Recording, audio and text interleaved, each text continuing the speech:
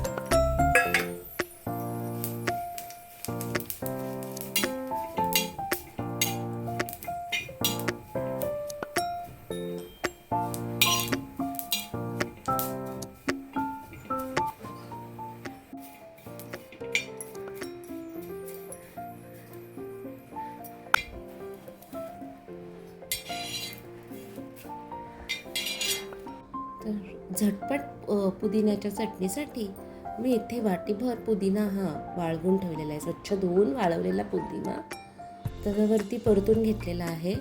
तसेच अर्धी वाटी इथे तीळ भाजून घेतलेले आहेत छान तडतड उडेपर्यंत. 7-8 लसणाच्या पाकळ्या आहेत इथे. एक मोठा चमचा लाल तिखट घेतला आहे. तिखट आपल्या चवीनुसार घेऊ शकता तुम्ही. तसंच इथे 1 ते 1.5 चमचा दाण्याचा कूट घेतला आहे. याऐवजी तुम्ही तिळासोबत शेंगदाणे पण थोडे भाजून घेऊ शकता.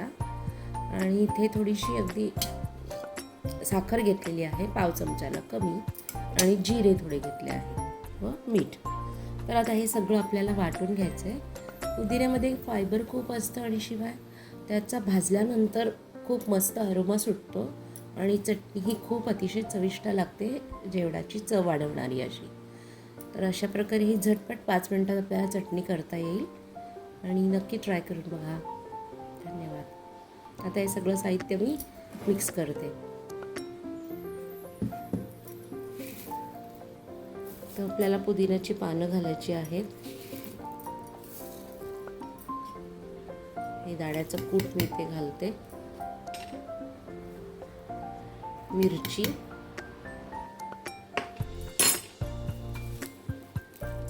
लसूण पाकळ्या इथे घालायच्या आहेत.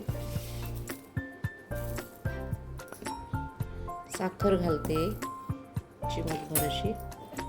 जिरे घालायचे.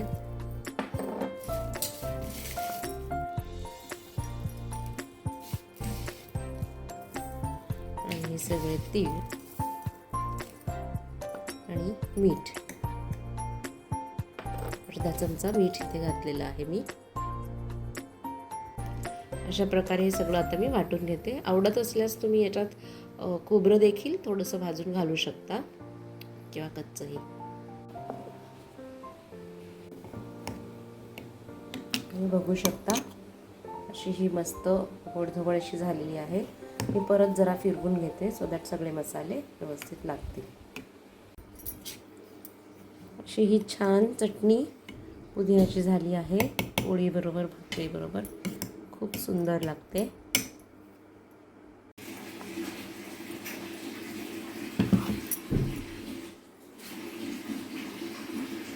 अशी छान कोरडी पुदिना भाजल्यामुळे व्यवस्थित राहते देखील. नक्की ट्राय करून बघा अशी ही तीळ शेंगदाणे घातलेली पुदिन्याची चटणी.